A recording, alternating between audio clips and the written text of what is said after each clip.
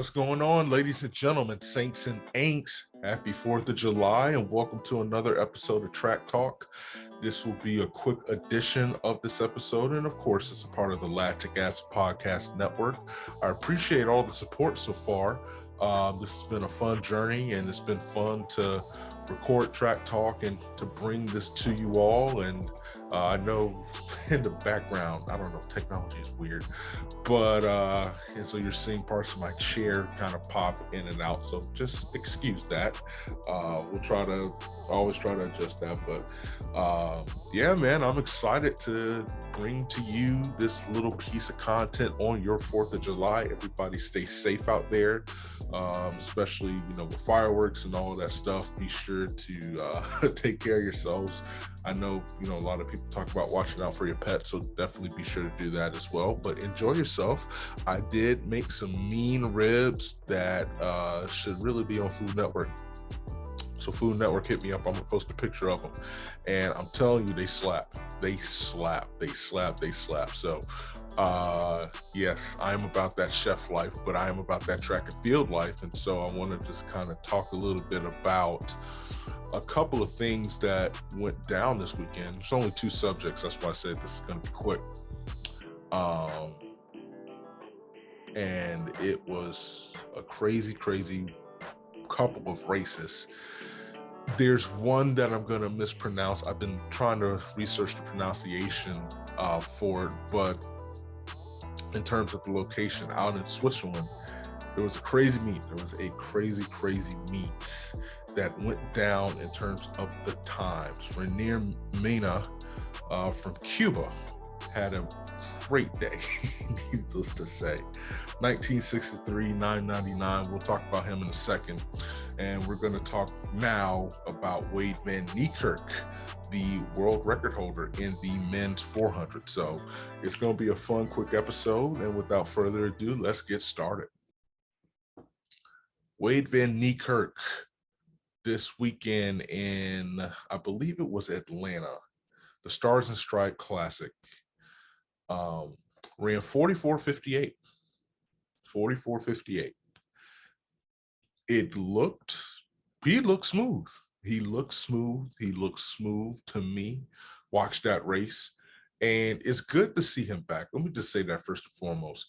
When Wayde was running that 2015 to 2017 form before he got hurt, I mean, he was must-see TV.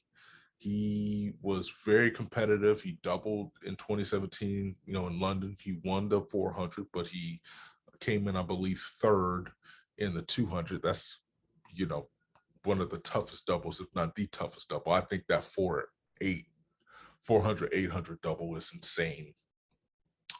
But yeah, Wayde, he won comfortably, 44:58. Looked like a practice round. And so the question is he back? Is Wayde van Niekerk back, especially with a couple weeks? What am I talking about? A couple weeks. So it's July 4th. So what we're about a week and some change. So let's see. It kicks off, looking at my calendar now, next Friday. That's crazy, guys. We're like at the end of track season, essentially. Next Friday kicks off the World Championships out in Eugene, Oregon. And here's the thing. Sometimes we get enamored over single performances. And that's the beauty of sports. Somebody, runs for 250 yards and it's like, oh, he's the next big thing. And sometimes you just have one good game. Sometimes you drop 60 points in a basketball game and it's just, a phase. And then sometimes it's the start of a incredible career, an incredible stretch run that is legit, and it speaks to who you are as a player and as an athlete. And the same thing happens with running. I remember, I want to say it was 2015 or it was 2016, 2017. But in the men's 400 in the rounds, everybody was popping 43.7. I think you saw 3 or 4 guys pop 43.7, and it's like, oh boy, yeah, it's going down. And you know, Wayde, I think he ran like 44. I think he ran 44.58, something like that, and ended out there in lane 8, and the rest is history. He's the world record holder in the 400. And so when it comes to him, I'm not ready to say that he's back. I think this was a great start, but I know he's had some setbacks this year.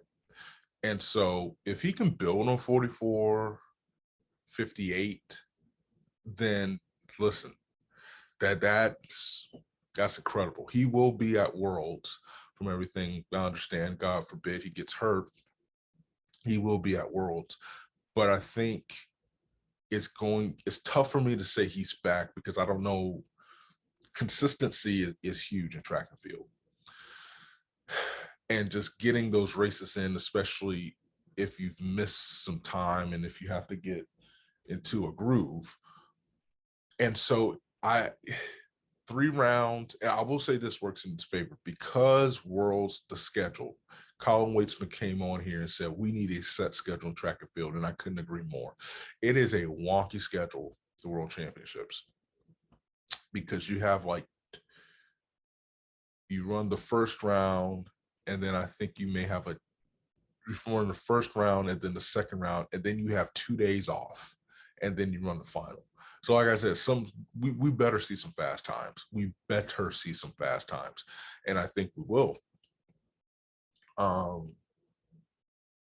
But that works in his favor.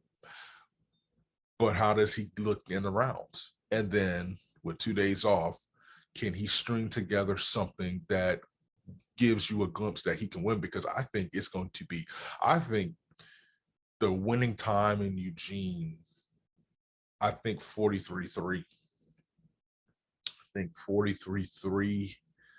I wouldn't be surprised to see, maybe a little lower than that, like 43.29. It wouldn't shock me.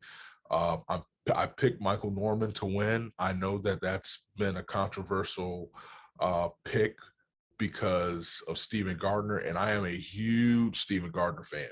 Stevie is a beast, and he should not be counted out. But like I said, I think if Michael Norman is going to win, it needs to be this year at home in Eugene. Home field advantage. He runs well there. He's run a couple of his fastest times there in college. He ran 44.61.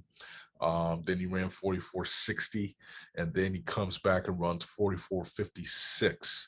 I'm sorry. Oh boy, 43.56, 43.61, 43.60 and stuff. So I definitely think you can't count out Stevie. Stevie might, listen, it wouldn't shock me in the least if Stevie won. Wouldn't shock me if Michael Norman won. It would shock me if Wayde won.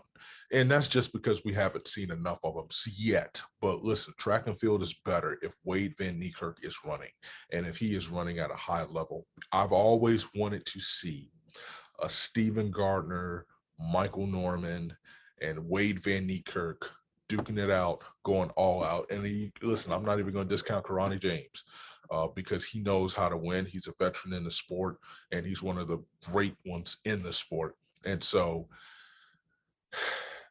it'll be interesting to see how that shakes out. But I'm not ready to say he's back just yet. I know a lot of people are saying he's back. I just want to see him get through the rounds, and I want to see him be competitive. But what I will say is this: watch out for him next year. I think next year, Budapest, and I'm hoping you get a year under, experience, especially if he does well this year. He could take that confidence going forward, and Budapest could be something special in 2023. The last topic I want to talk about, Reynier Mena. And if I got that name wrong, I apologize, from Cuba. 9.99 in the 100, the third fastest of all time, and 9.63 in the 200.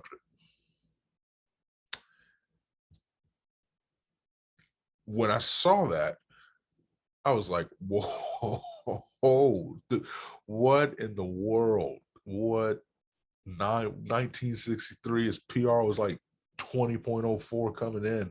Where did that come from? I will never discount a performance because he earned that. But that altitude over there in Switzerland, and I'm going to mess this name up so bad. La Chaux de Fonds, 3,255 feet in altitude and elevation. That helps. I'm not even gonna lie to you, that helps. And so the biggest question is this something that we not I want to say if this is for real. And I know it may sound contradicting because I said the altitude, but altitude helps. And here's the thing: he shouldn't be, you know, I'm certainly not going to criticize him and be like, oh man, he only ran. We don't know that. We will not know that until next week in Eugene. I hope he is running that time in Eugene, because man, that adds an extra seat to the table. And if you're rounding out at 1963 headed into Eugene, you got a week and a half or so to get it tuned up. Boy, listen, I think that's going to be a fast time. I think, 1939, 1904, wins it in Eugene in the 200. But listen, there's always a welcome seat at this track and field table. And so I don't want to, get on and be like, oh, he had a, no. Hey, mad respect. I need to go run at the stadium to lower some of my times. But I did think it was interesting. And so hypothetically speaking, if he is running that fast, is he somebody that we should look at to potentially shake things up? We're talking about Niles and Lighton, and I just want to say y'all need to do not sleep on Fred Curley. I know that 1-2 double is not easy, but Fred is going to have an extra day or two to kind of shake back into the finals of the 200. And I don't want to get into the schedule. You can watch the last episode. But hypothetically speaking, I don't know, even if he's running 1963, if that's enough to win. It depends on how the weather is and all that stuff. But the thing I love about sports with guys like him, he may not be the favorite. He may not be on your bingo card. He may not be somebody that you feel that's in the cards with the talent that's going to be running, whether it's DeGrasse. Listen, DeGrasse, if he can shake back and make the medal stand, I'm telling you, I will never question his early season performances ever again. But with a dude like this, man, if you have a bad day, let's just say you get out and you don't recover, or you force the issue and stuff like that, this is where the door opens. And that's the beautiful thing about competition and adding more, seats to the table. You got to be on your P's and Q's at all times, because one slip up could cost you a chance on the medal stand. It's not even gold and silver. You're talking silver and bronze, and coming in fourth and having to live through that pain, because coming in fourth is the worst. I'd rather come in last place than come in fourth place. And so with him, I think the benefit for the sport, if he can keep that consistency over the next couple of weeks, it's going to make it more entertaining, because everybody's on watch. Like, okay, if this is not a guy we should fear, because you shouldn't fear any runner. But if we do not come out on our A game, there's not a lot of room for error, because there are people vying for those spots. So they're vying for that medal position. So I want to give a kudos to him. Want to see the consistency from it. And I think everybody does. I'm sure he does. You know, it's great if you run it once. It's marvelous if you can continue to run at that level. And I want him to be great and be great over the next couple of weeks, because as fans of the sport, trust me, it's the more, like I just said, the more seats at the table, the better. So listen, that's all I have for you on this little 4th of July. I just want to come in, pop out a quick video. I want to thank everybody for their support. It's been fun interacting with you guys. Definitely subscribe, like the video, leave a comment if you liked it. Go to FanHub TF, go to the shop section, and then you can find the Lactic Acid merchandise one more day, and you can get your 10% off using the code LACTIC10. Trust me, we will have more content and more apparel and stickers and all that stuff. We're going to be in the works of that in this month. So definitely be on the lookout for that. Also, another favor that I need, follow me on Instagram, Lactic Acid Podcast. Follow me on Twitter, Dom Smith _news and Lactic Acid _pod. There you can get the up-to-date things that we're talking about. We're revamping the website still. I gotta commit some time to that, but it'll have all the updated podcasts for Lactic Acid. We've had some incredible guests so far, and we will continue to be pumping in great content.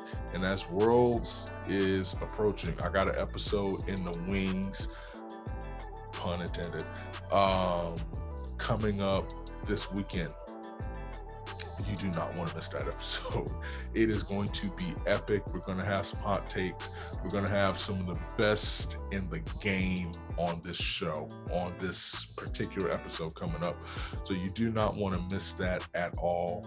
And on Tuesday, be sure to follow the Lactic Acid page on the links I just gave you, because we have a very special episode coming out, and there will be an article that comes with that. So again, thank you for your support.